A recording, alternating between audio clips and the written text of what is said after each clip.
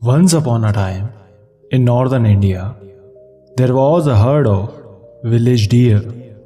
They were used to being near villages. They were born there and grew up there. They knew that they had to be very careful around people.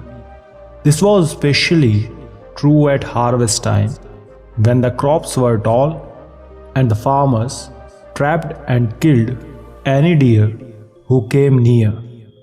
At harvest time, the village deer stayed in the forest all day long. They only came near the village during the dark of the night. One of these was a beautiful young doe. She had soft reddish brown fur, a fluffy white tail, and big wide bright eyes. During this particular season, there was a young mountain buck who had strayed into the same low forest. One day, he saw the beautiful young doe and immediately became infatuated with her.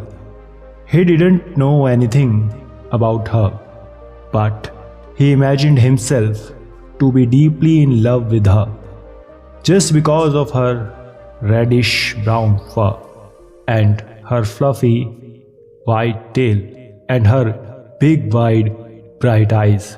He even dreamed about her, although she did not know he existed. After a few days, the young mountain buck decided to introduce himself. As he was walking out into the clearing where she was grazing, he was entranced by her appearance and could not take his eyes off her. He began speaking, "Oh, my sweet beauty, as lovely as the stars and as bright as the moon, I confess to you that I am deeply..." Just then, the young buck's hoof got caught in a root. He tripped and fell, and his face splashed in a mud puddle. The pretty village doe was flattered, so she smiled, but inside she thought this mountain buck was really rather silly. Meanwhile, unknown to the deer, there was a clan of tree fairies living in that part of the forest. They had been watching the mountain buck while he secretly watched the village doe. When he walked out into the clearing, began his speech, and fell in the mud puddle, the fairies laughed and laughed. "What fools these dumb animals are!" they cried. But one fairy did not laugh. He said, "I fear this is a warning of danger to this young fool."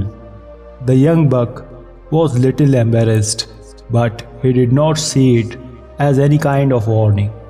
From then on, he followed that doe wherever she went. He kept telling her how beautiful she was and how much he loved her. She didn't pay any attention. Then night came, and it was time for the doe to go down to the village. The people who lived along the way knew the deer passed by at night, so they set traps to catch them. That night, a hunter waited, hiding behind the bush. Carefully, the village doe set out. The mountain buck, who was still singing her praises, went right along with her. She stopped and said to him, "My dear buck, you are not experienced with being around villages. You don't know how dangerous human beings are. The village and the way to it can bring death to a deer even at night. Since you are so young and inexperienced," and she thought to herself, "and foolish, you should not come down to the village with me. You should remain in the safety of the forest." At this, the tree fairies applauded. But, of course, the deer could not hear them. The young buck paid no attention to the dove's warning. He just said, Your eyes look so lovely in the moonlight," and kept walking with her. She said, "If you won't listen to me, at least be quiet." He was so infatuated with her that he could not control his mind, but he did finally shut his mouth. After a while, they approached the place where the hunter was hiding behind a bush.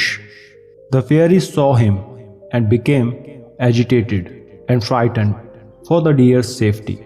They flew nervously around the tree branches and they could only watch. The dove could smell the hiding man. She was afraid of her trap, so thinking to save her own life, she let the buck go first.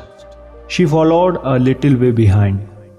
When the hunter saw the unsuspecting mountain buck, he shot his arrow and killed him instantly.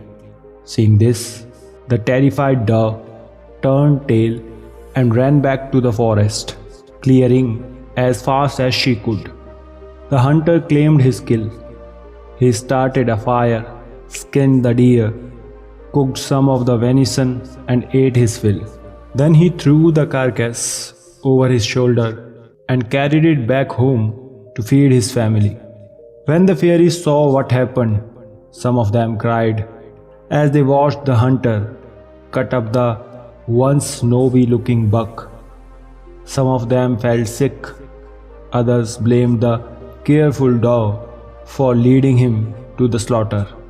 But the wise fairy, who had given the first warning, said, "It was the excitement of infatuation that killed this foolish deer.